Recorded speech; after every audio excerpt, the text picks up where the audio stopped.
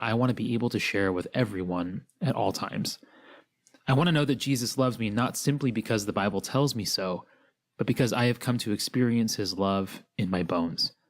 I want to know that when I approach the chalice, I'm approaching God's loving embrace of me, sinner that I am. When I introduce myself, I want my first and foremost thought about who I am to be planted firmly in God's love. Who I am is not what I do.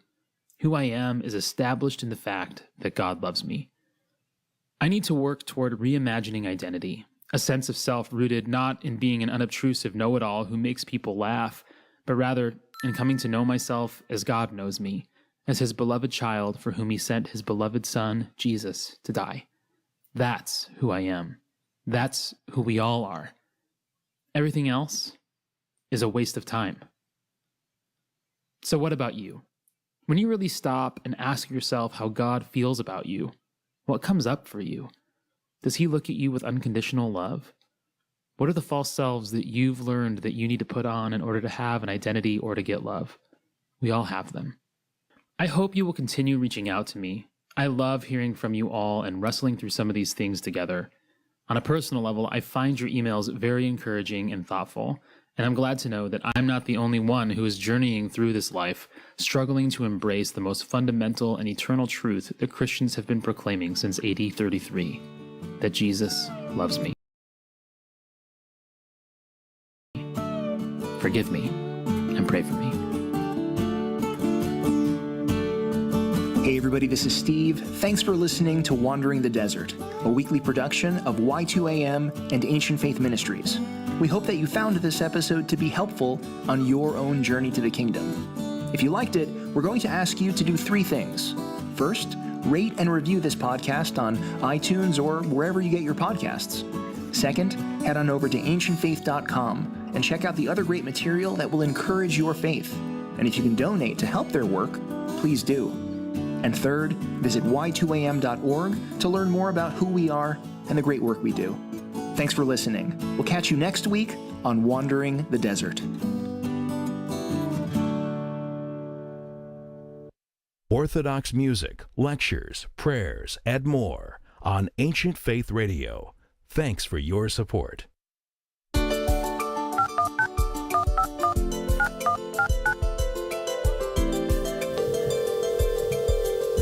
This is Ancient Faith Today with Father Tom Soroka, a weekly live call-in show addressing the issues of our day from a distinctly Orthodox perspective. You can join the conversation by calling in at 855-237-2346. That's 855-AF-RADIO.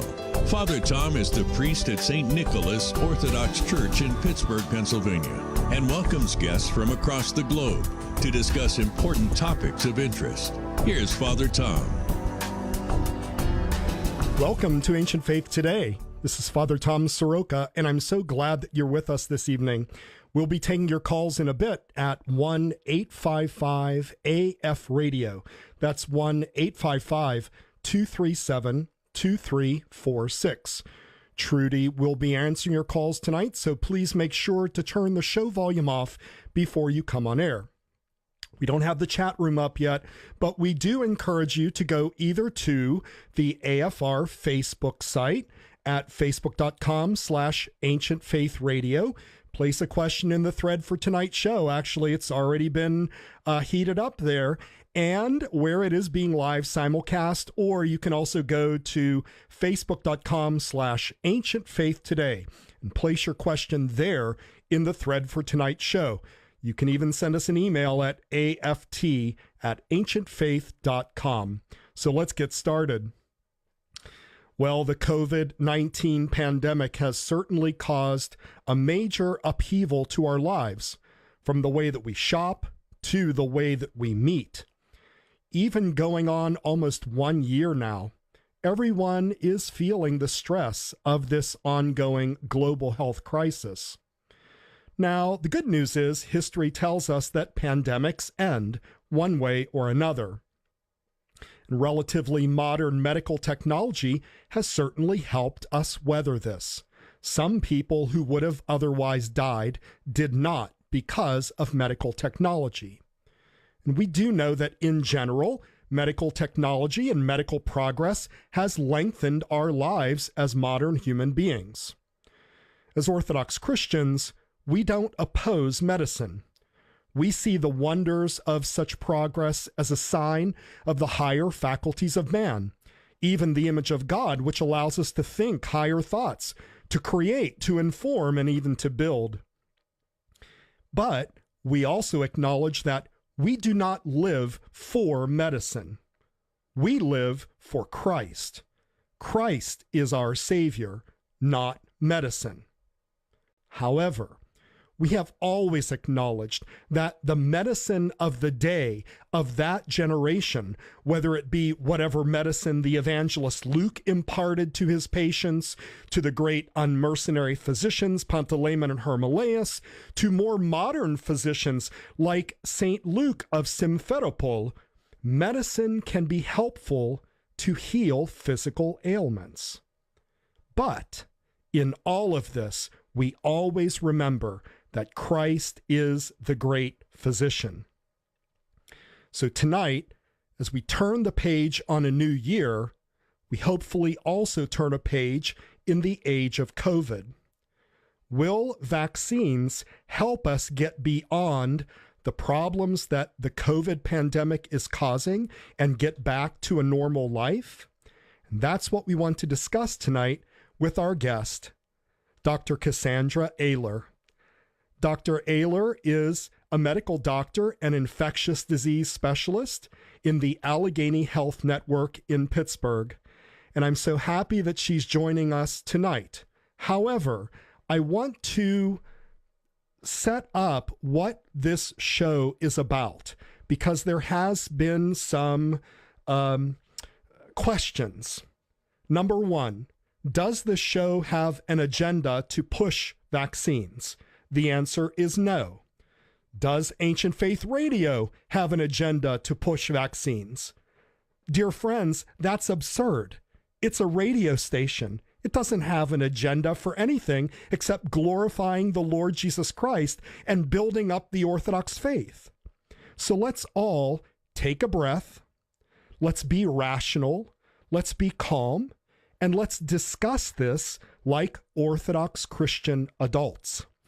Dr. Cassandra Ehler is also an Orthodox Christian, but she comes here as a servant of the church and a servant of medicine.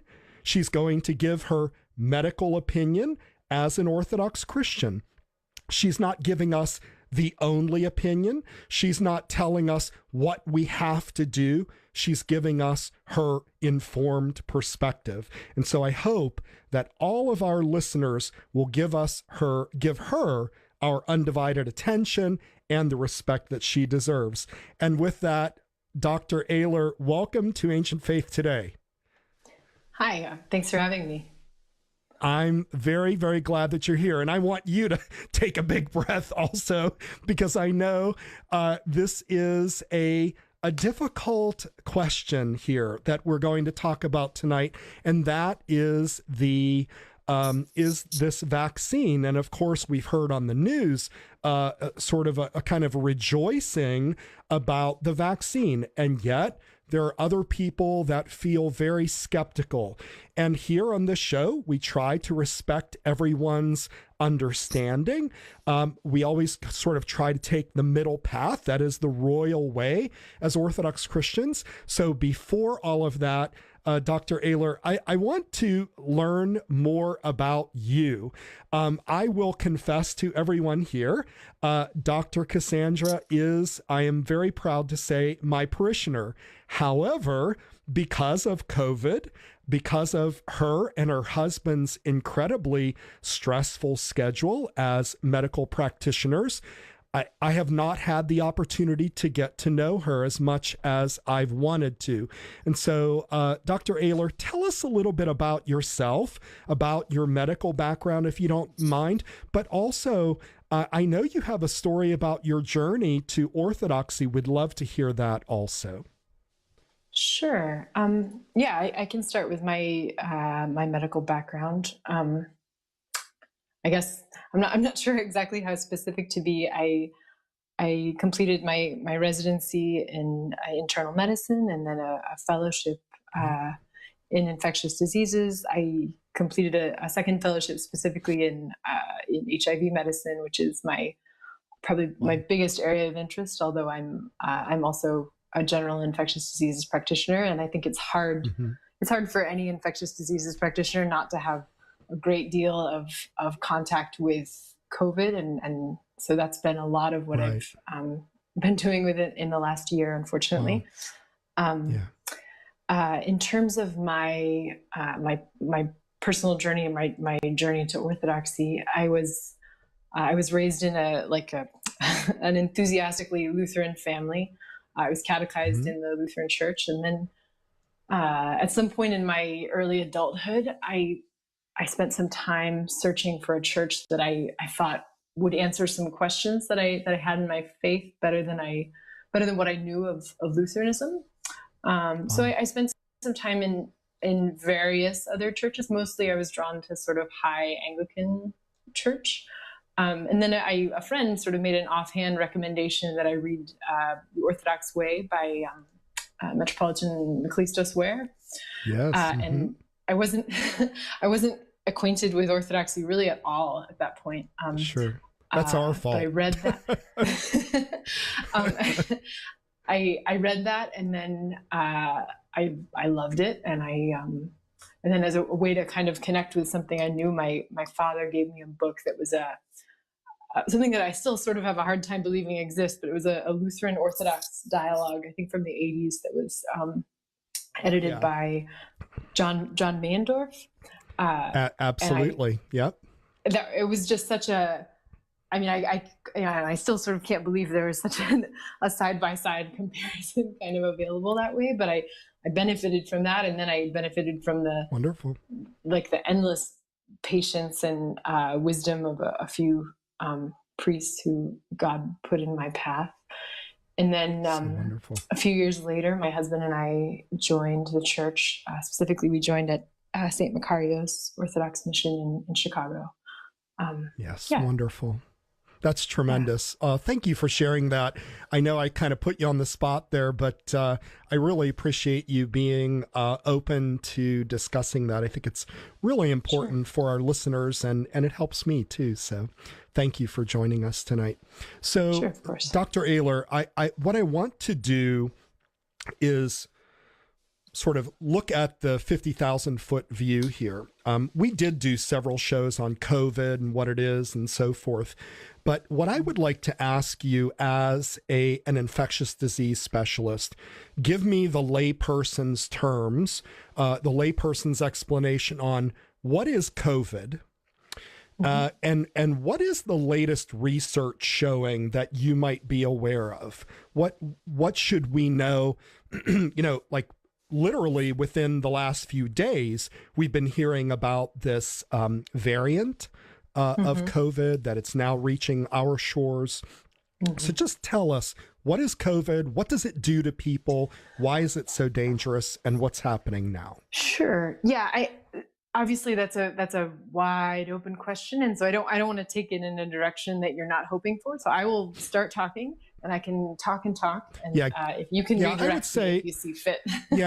Because, we only have an hour, and we do want to get to phone calls, and we want to get to the whole vaccine issue. But I think we want to sort of paint a picture to make sure that people understand what we're talking about. So kind of the skinny on what COVID is.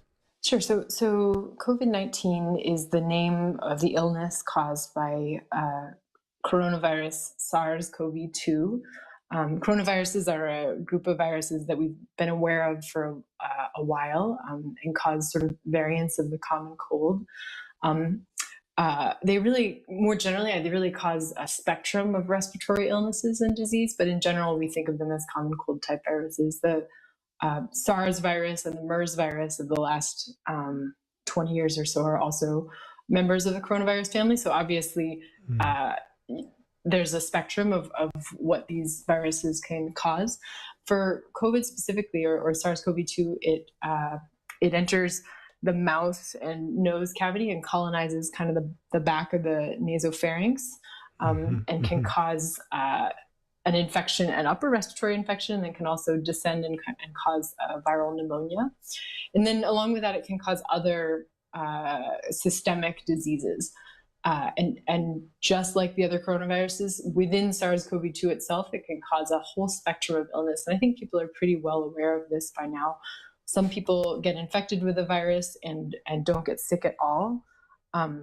How many people that is has really varied widely over the last year in terms of the best estimates we have. Some of the more recent estimates that I have read put that number of people who have an asymptomatic infection somewhere between 15 and 20% probably, but most people who get the virus do get sick from it. People who get the virus and are asymptomatic can still spread it to others. So it's a problem even if you don't have symptoms. Of the people who have symptoms, most people will have a mild illness from it. And I think that's also something that people have a lot of experience, knowing people who've had COVID and who recover. Right. But about somewhere between 10 and 15% of people who get a SARS-CoV-2 infection or COVID get seriously ill. In getting seriously ill with COVID, I think it's important to say it's more than just a respiratory disease or a pneumonia. There are a lot of other systemic complications that can result from it, from the inflammation that people's body generates in kind of the second week of illness and beyond, in terms of clotting disorders that people can develop that can lead to stroke or a clot that goes to your lungs or even a coronary event. So it's more than just kind of a pneumonia. It really causes a whole battery of other problems, depending on how sick people get. And those effects can last a long time. There can be complications down the road, again, that are not the virus itself, but we see people, about 10% of people get another infection, like a bacterial infection or sometimes a fungal or mold infection down the road. Those can be devastating and also fatal. Sure. So it's really a big spectrum of the way that it affects people. Oh, sorry. And we are hearing about like long-term effects also. I mean, obviously we don't know that yet, right?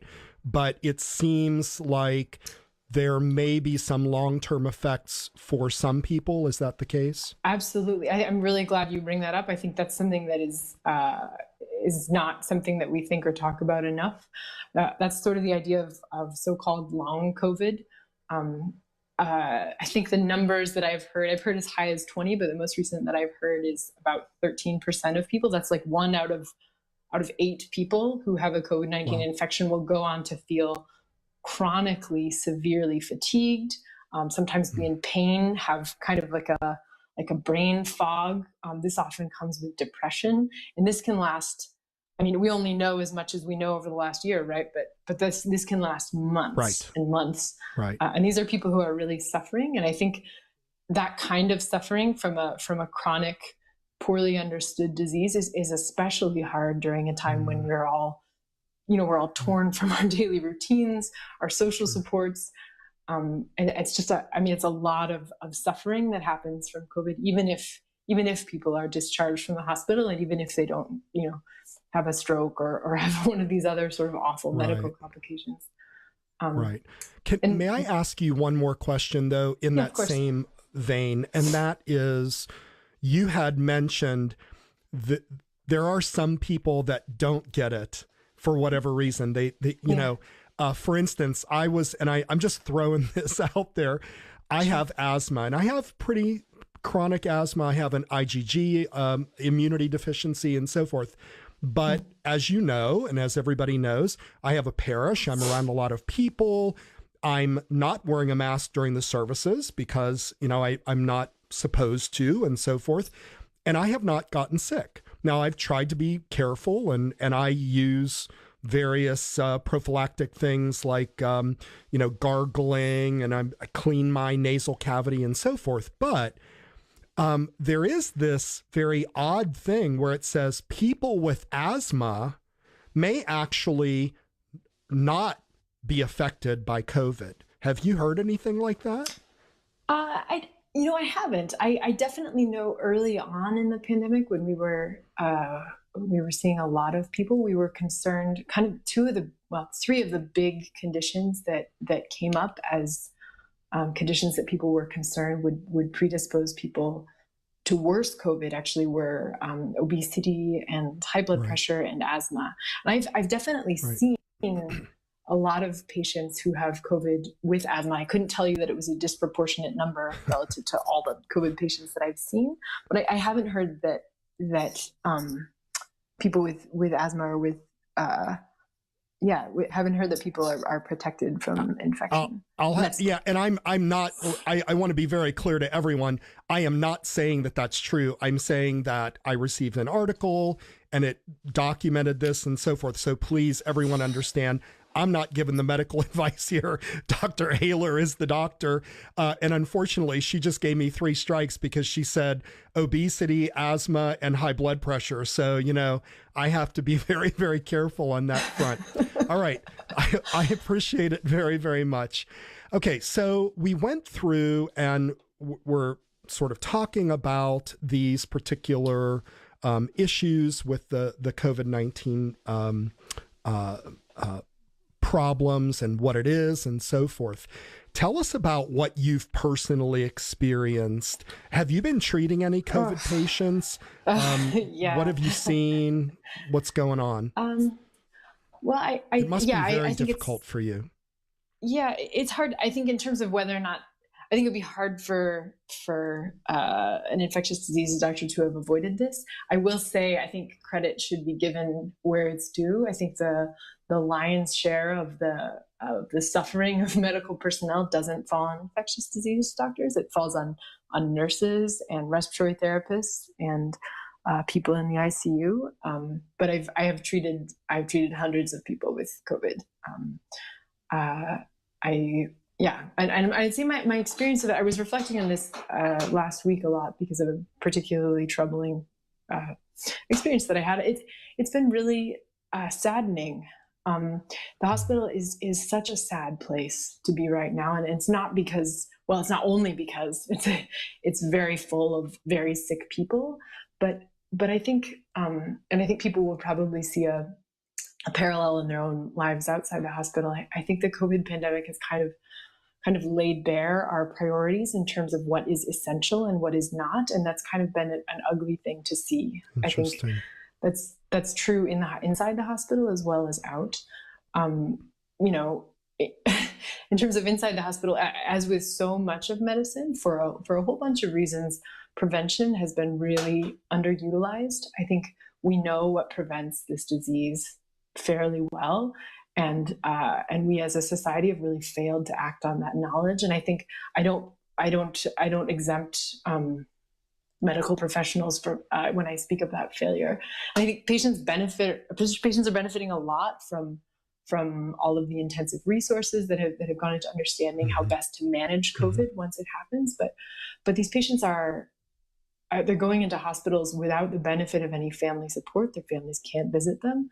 They're being cared for by nurses who are being asked to do so much with so little.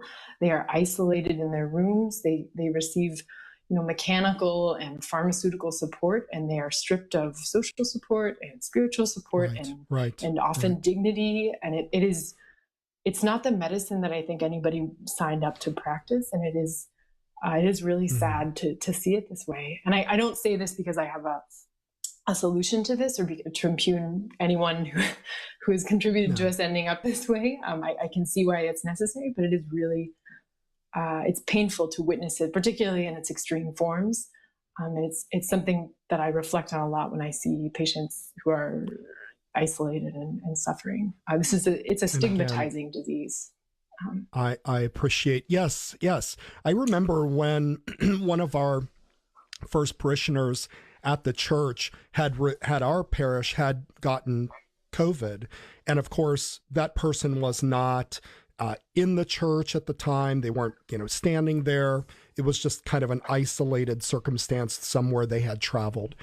And that person felt somewhat stigmatized because after they really had struggled to get better. And everybody, they felt like everybody was looking at them, like they were some kind of pariah or something. And so I can understand that. And I appreciate your honesty and your sensitivity to that issue. 1-855-AF-RADIO. That's 1-855-237-2346. Now, if you have had the vaccine, could you call us? We'd love to hear from you. If you are absolutely against the vaccine, fine. Give us a call. We're not going to argue about it, whatever. We're here to talk about the facts that we know as it is. But if you have a point of view and you'd like to call in, give us a call at 1-855-AF-RADIO. Dr. Ehler, let's now turn our attention to the vaccine. Can we, again, 50,000-foot explanation for lay people? What is a vaccine? How do they work? And why is the vaccine the big answer that's coming out right now for COVID? Yeah. So the goal of any vaccine is to expose the body to a weakened version or a portion of any infective agent, whatever it's trying to target, and to attract immune cells to that weakened part so that they can generate antibodies that are specific to that infection. Your body generates antibodies to insults or pathogens that it encounters all the time. This is just kind of a way of directing your immune system's attention. And the idea is then that when the person is exposed to the real deal, the actual infection, that their bodies are primed to attack that pathogen, and they're able to defend against it without getting sick. I mean, in some cases, obviously, if you haven't been vaccinated for a disease, your body can still fight it off. It just hasn't been kind of prepared in the same way. The weakened version or portion of a pathogen that has to be present in a vaccine has to be strong enough that your body can mount a sufficient response that's protective against the actual disease. Many vaccines, and I think any parent who has a child working through the pediatric vaccination schedule will know this, many vaccines have boosters. And the purpose behind that is that the second dose kind of provides an even stronger and more specific burst of antibody production to protect against that disease. And that's true for what's true for the two COVID vaccines that are approved and the one that is likely to be soon approved. It's not true for all of the ones that are in development, but that there is a booster that needs to happen. The need for, I bring up the need for the vaccine to be strong enough to give protective immunity, because that means that when people are vaccinated, and I talk about this with my patients all the time, sometimes they'll experience what we call reactogenicity. So that is the symptoms that are kind of related to the immune system revving up and recruiting an inflammatory response. So that's why some people feel crummy after getting the flu vaccine or a tetanus vaccine, because you're experiencing the sort of vaccine-driven inflammation that is happening intentionally as a result of that vaccine. Okay. So, yeah, I mean, you want me to talk more? I can go on and on about this. I would say, the vaccines, for whatever reason, there's a small portion of the population that is very leery about vaccines. Can you help us understand what would our world be like now without vaccines? Now, I'm not talking about COVID. Sure. Are there other major illnesses that vaccines have actually helped eliminate or at least subdue? I think a good one to think about now is probably polio, and I'm saying that as someone who is too young to have experienced much polio, and that's sort of my point, is that that's a disease that a vaccine was developed for and has almost eradicated it from the face of the earth, to the point where I think if you asked a lot of clinicians what to do about polio, they would scramble for a textbook because the vaccine was so very effective, and it may be analogous also because that vaccine came out and people lined up, and there wasn't 20 years of safety data behind it when people were being vaccinated, but but here we are, Interesting. and a lot of people barely know what polio is. Very interesting. And, by the way, Pittsburgh can claim a major portion in that research because a lot of that was developed at D.T. Watson in Swickley and in Edgeworth. And that was a very, very big deal when that happened back in the day. 1-855-AF Radio. That's 1-855-237-2346. Dr. Ehler, so there is an issue with a couple of the vaccines in terms of Orthodox Christians, Roman Catholics, that are very concerned about the use of aborted fetal tissue. Obviously, as Orthodox Christians, we are absolutely, unequivocally pro-life. It's for us, this is a black and white issue, and we simply do not promote abortion in any way.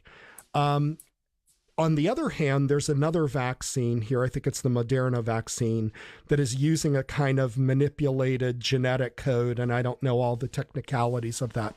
So let's turn our attention, if you don't mind, to the vaccine that was developed using aborted fetal tissue.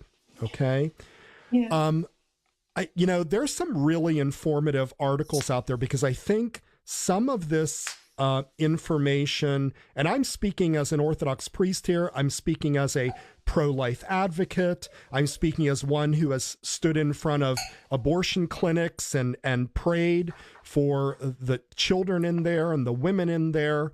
I want to make that extremely clear.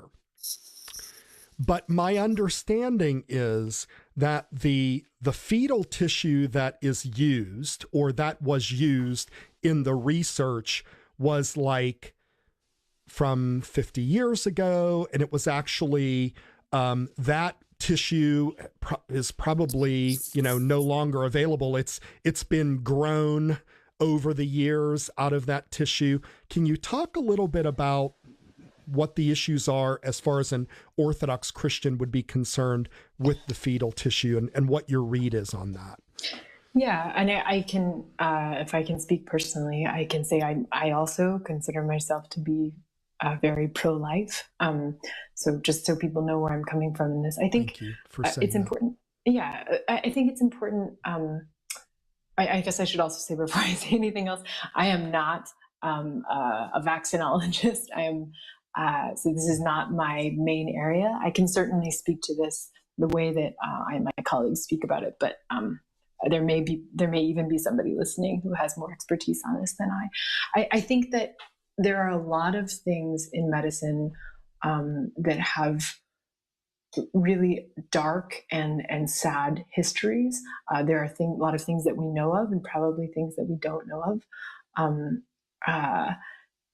and discoveries in medicine that we sort of take for granted, even in our practice, that are based on kind of a history of heartbreakingly unethical practices. Usually, those practices are, the brunt is borne by the powerless in our society. And people will probably be familiar with the Tuskegee Experiments. Yes. That's something that always comes to mind. That's when effective treatment for syphilis was withheld from Black men in order to observe the progression of the disease in them. I mean, it's horrifyingly unethical, and something that informs what we know about syphilis now. And there are lots of others. You could dig up, without digging too hard, lots of examples of Nazi medicine, and all this is to say that there's a lot of this that is embedded in medicine, and a lot of things that we know for bad reasons. And it is true that cell lines that are used broadly in medical research, I can think of one other very prominent example of there's the so-called HeLa cells taken from a woman named Henrietta Lacks's cervical cancer that are used to do all kinds of medical research. Taken without her consent, and so that is certainly an evil, and I would say it's a an evil that aborted fetal tissue was used this way. But you're correct in saying that these cells, the cells that were taken from these aborted fetuses, have been modified and sort of immortalized and replicated on and on. So it's not true that any vaccine that's being studied is benefiting, so to speak. I'm using air quotes, but you can't see. Benefiting from ongoing abortion practices or ongoing cruelty. Right. Yeah, right. That's not the case. Yeah. So here's my layperson's understanding of it, and I want to thank. There is Deacon James. I appreciate your comment on a thread earlier this evening, and I want to read. He is a lab scientist who worked on part of the clinical trials. So I want to read maybe what he said here, and I hope, well, it's out there in public, so I can read it. It basically says, Moderna's and Pfizer's do not require the use of fetal lines in their production.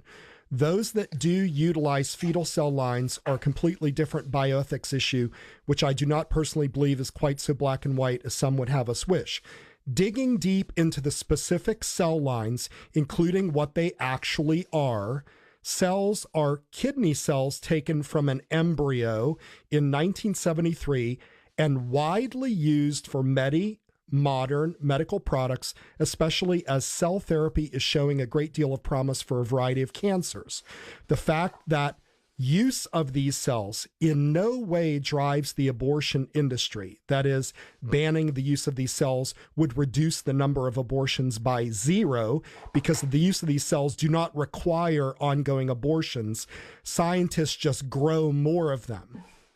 In other words, the technology that came from it, what you clearly said was a terrible situation, but you have this reality of this aborted fetus, and they're using kidney cells from it back in 1973, not to actually produce the virus, but it was used to test the virus. Is that the case?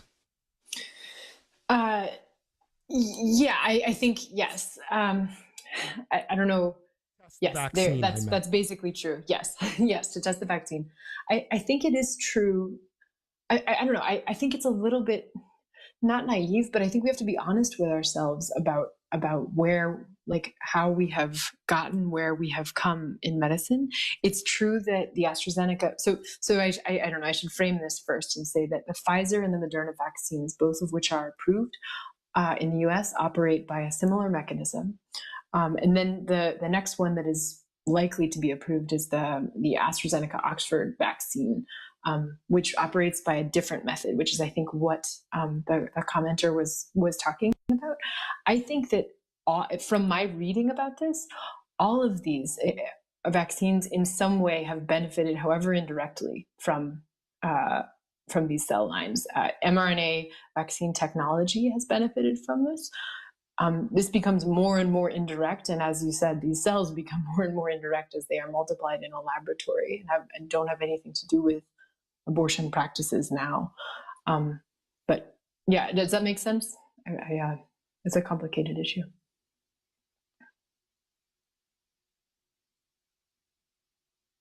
Can you hear me?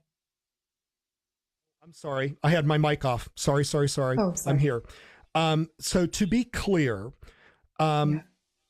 babies are not being aborted, in some laboratory to produce this vaccine.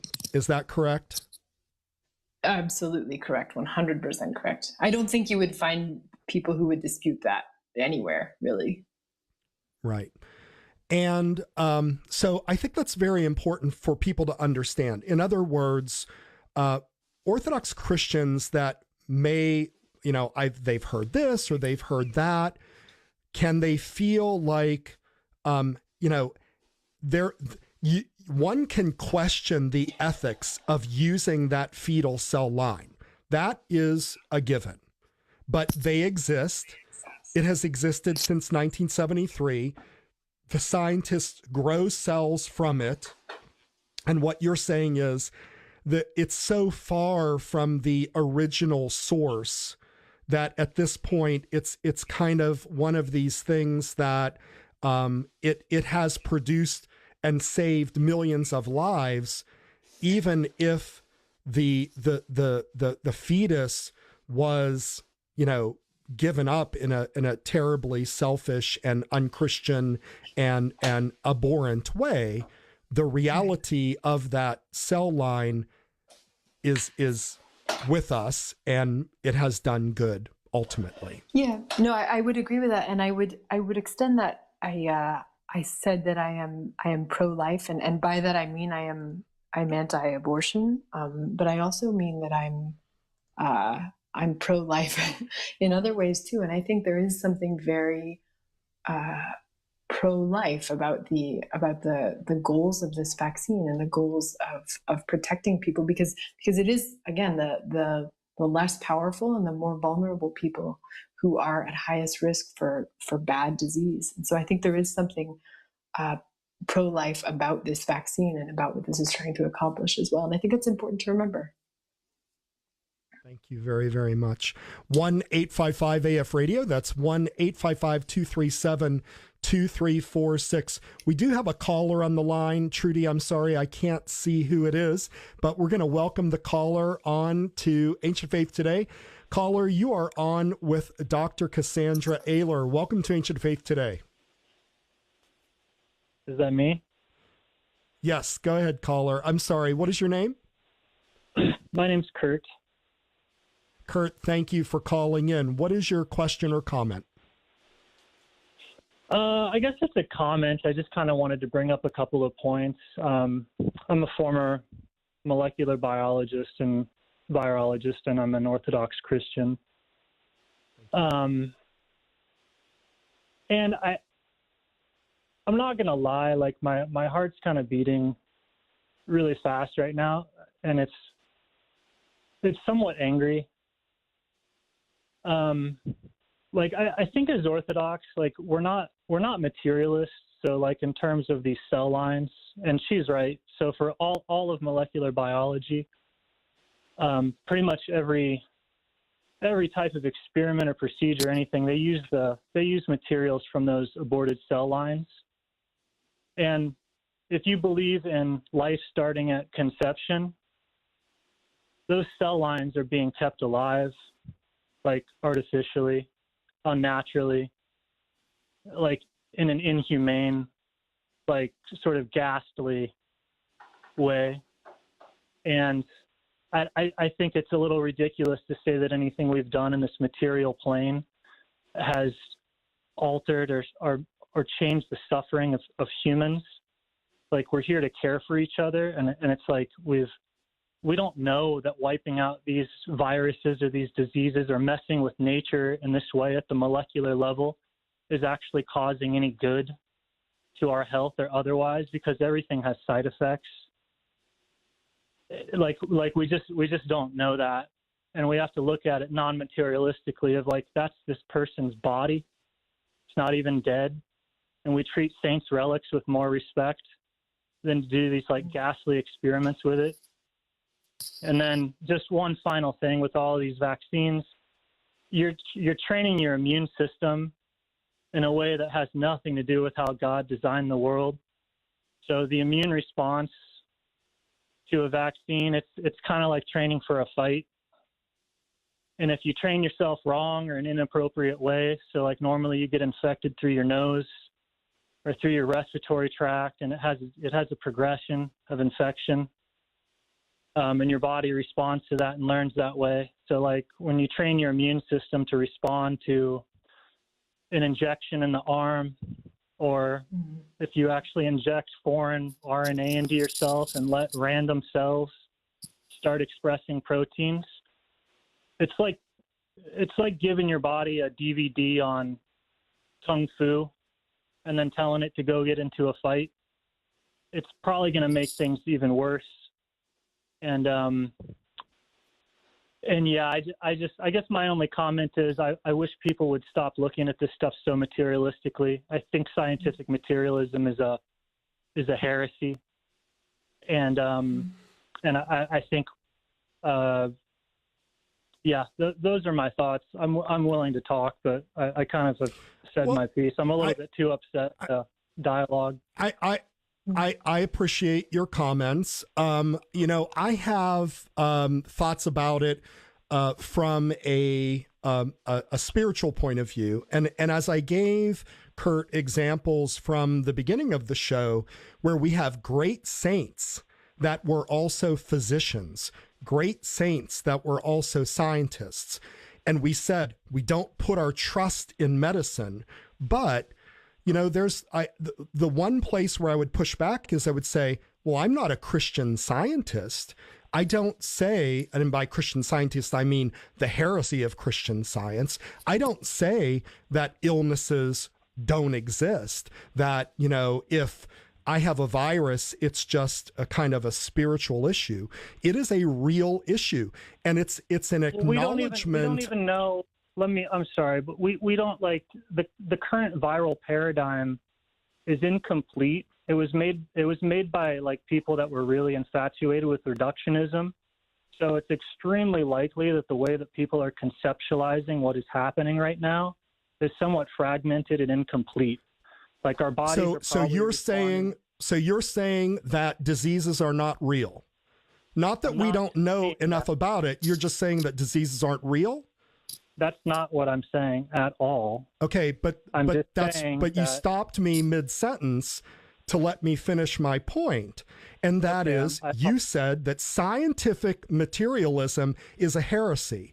And there's no proof of that whatsoever. There's nothing. I can show you encyclical after encyclical of the bishops. I can show you the lives of the saints that were scientists and so forth that say, yes, there is good in science. We don't put our trust. We don't put our trust in science. We put our trust in God. But then you wouldn't be doing that with these people's bodies from these cell lineages. You would be aghast. Those people are still alive in these cell lines. And as I acknowledged, the ethics of that is certainly gray, but it's a reality that we have. Dr. Cassie, we don't have to dabble. Any comments on that? Because we're not afraid of death. We don't have to. I understand. Let's go ahead and let Dr. Ayler respond. No, I think. Oh, sorry, Kurt. I think I don't, obviously, Kurt, you and I don't agree on everything or maybe even most things. I think I do agree with a couple of things that you said. I think it's true that every medical intervention will have side effects, often unintended or unanticipated side effects. And I think it's important to be honest about that as we're doing these kinds of things. You're obviously a lot closer in terms of your background in molecular biology to understanding what it's like to work with cell lines like this. And as I acknowledge, that's not my background. And so I can't necessarily speak to that.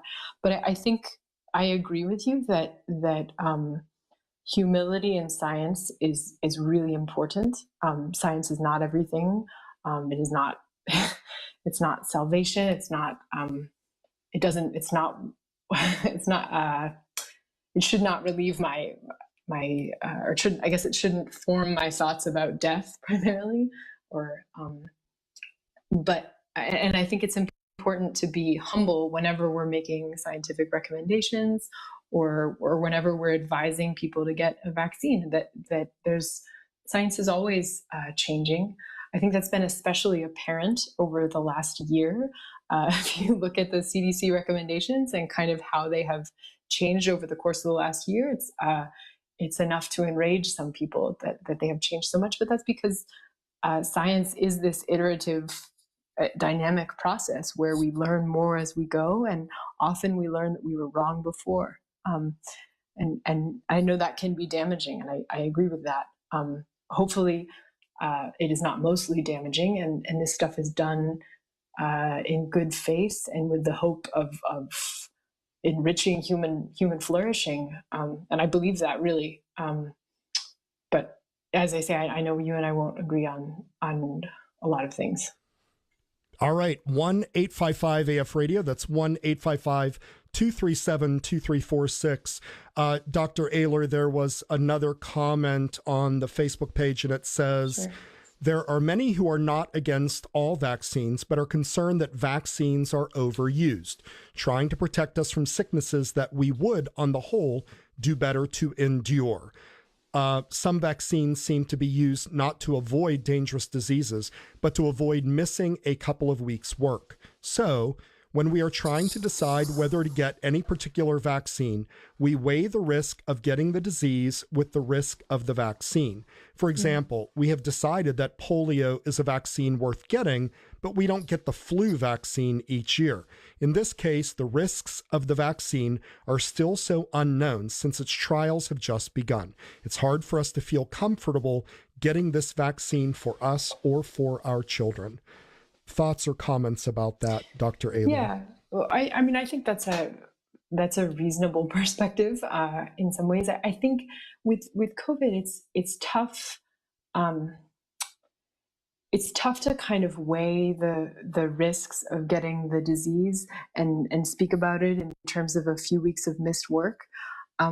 It's tough for me, I guess I should say, because of the sort of the scope of suffering that I witness at work in people who are not as healthy as I am, or not as young as I am, or those kinds of things. I think that the people who bear I'm just guessing based on the fact that the commenter spoke about vaccinating children, that the people who are most seriously affected by this are not people our age. They are people who are older, or who are dealing with multiple illnesses, who are more vulnerable. And so when I have been vaccinated, just in the interest of full disclosure, and when I got vaccinated, Sure. it really wasn't primarily because of fear for my own health. It is true that I have seen people in their 30s die of COVID, but that's not mostly what I've seen.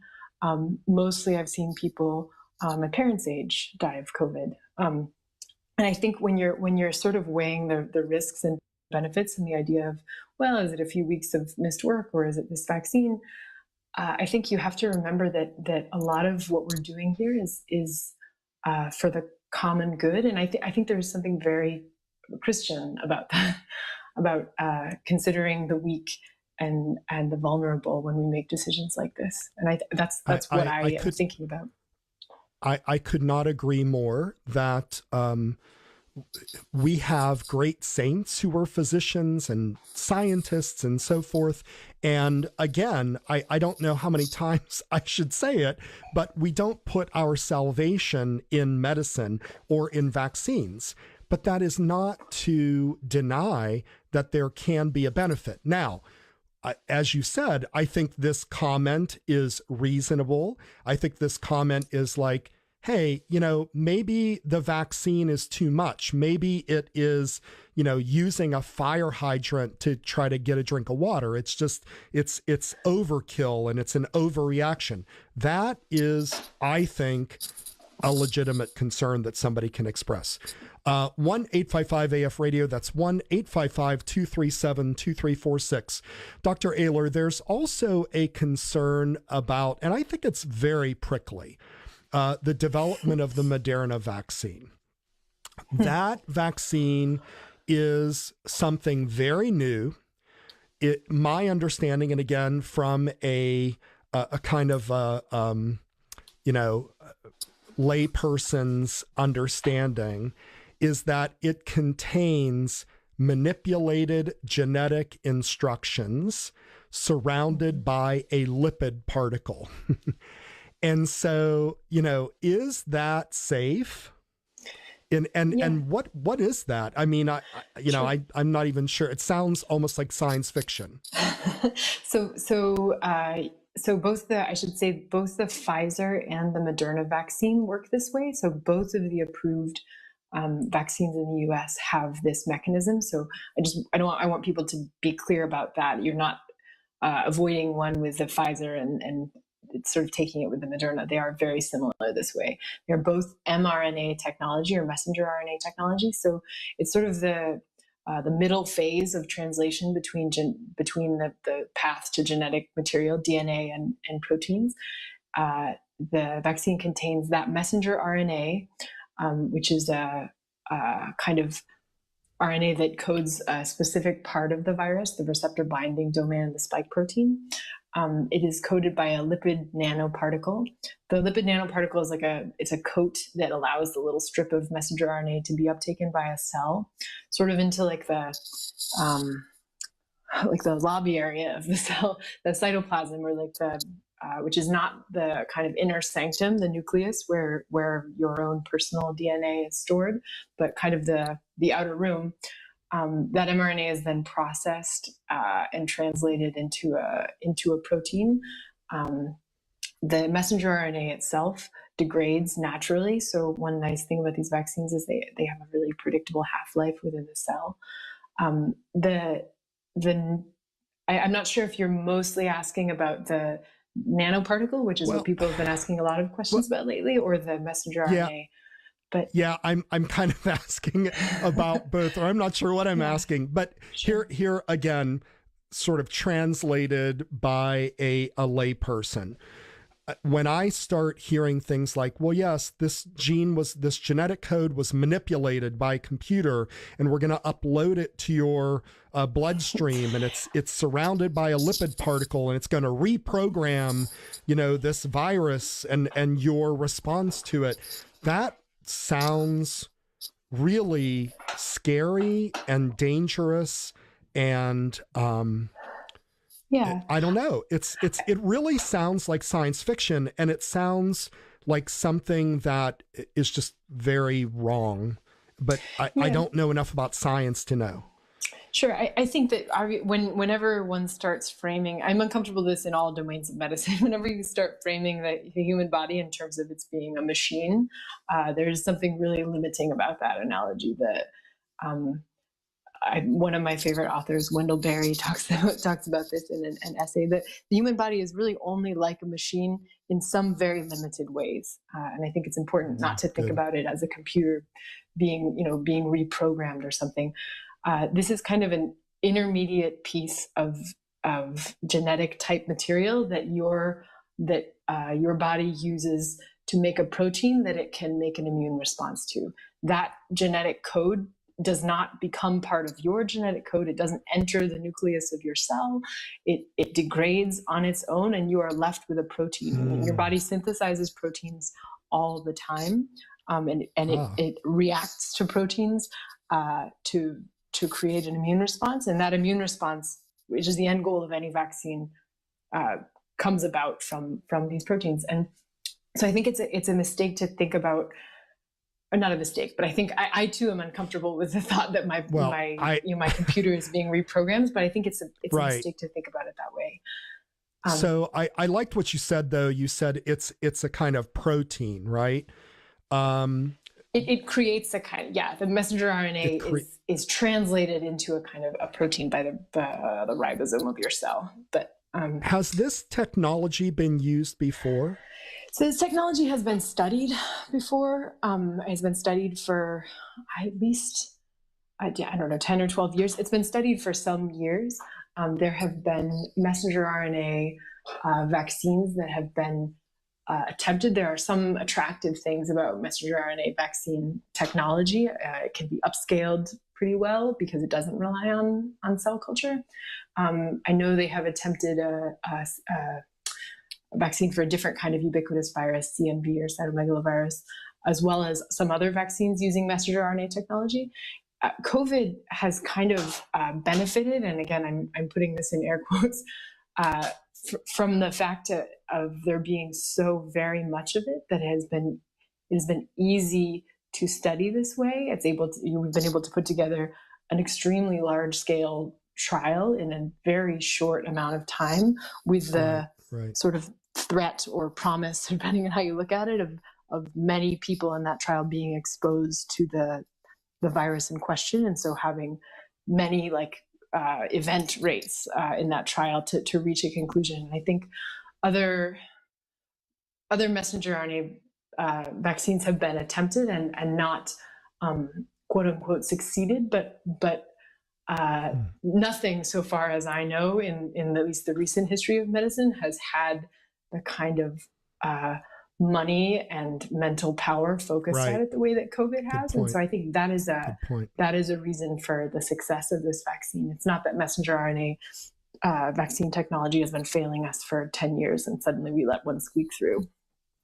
Right. This circumstance is different. So again, and you put that so clearly, let me kind of spit it out as a layperson. There is this messenger RNA that is wrapped in a lipid cell or whatever, and it's put into your blood, and it eventually just degrades. It doesn't change anything genetically about you. That's correct. Yeah, it degrades inside your cells. Yeah, it's uptaken by cells, translated, and degrades. That's correct. The lipid nanoparticle has gotten some attention recently with people with concerns about allergies and anaphylaxis. So it's something that people have kind of had. I've actually heard, at least as much concern about that in the last 2 weeks as I have about the mRNA technology from my patients and from lay people. Interesting. Is that something that you have heard about also, or? No, the only thing again, I'm just nobody, but I read this with great fascination about asthmatics not being responsive to COVID. But I will send that on to you and you can make your own decisions. Gotcha. I have one last questions for you, Dr. Ehler. And that is, and I think this is the one that's on everybody's mind. And that is the vaccine safe for the long term?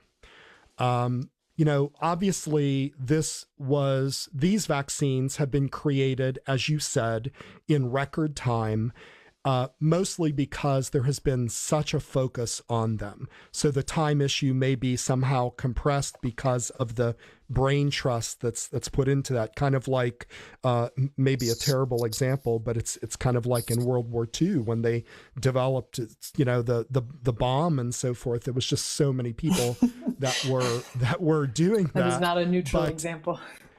Yeah, no, but so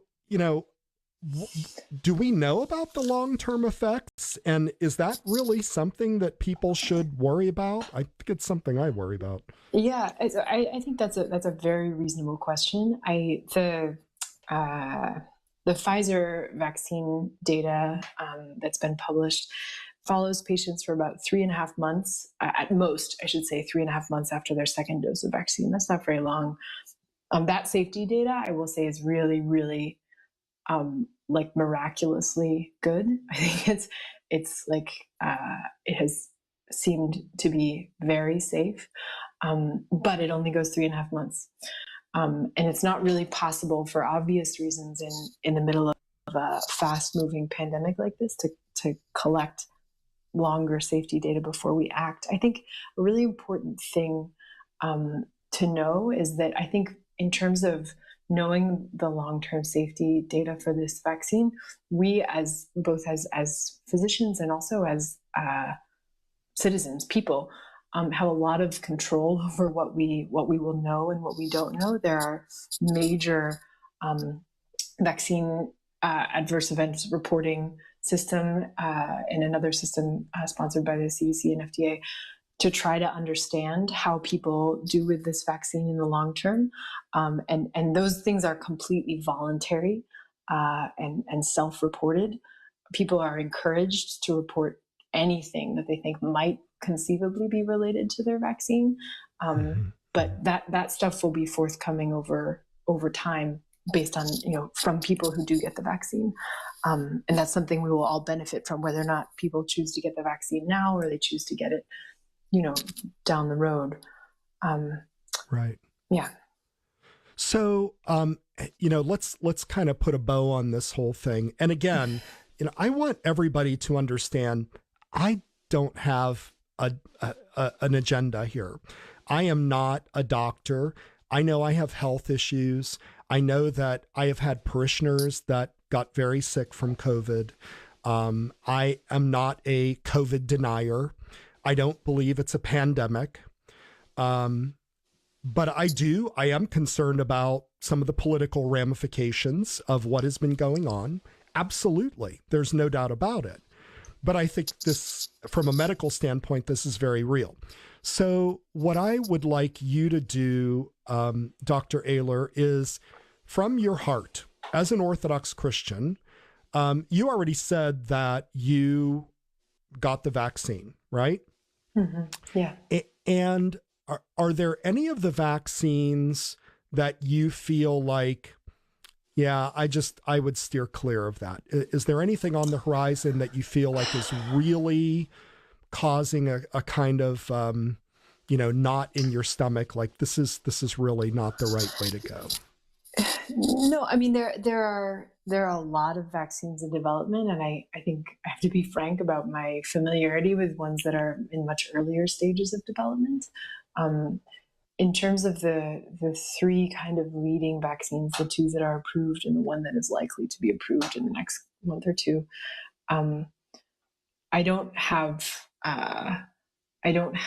major misgivings. I think that the commenter who brought up the possibility of the vaccine being worse than the disease, that's a real thing to think about, and the fact that we don't have long-term safety data, that's a real risk we're taking. But I guess I see the risk that we're taking now, or not even a risk. I see the thing that we're living now, and I don't think that is something that I am willing to, a world that I want to continue in. And so I think I am willing to take what I see to be a small risk that these vaccines have.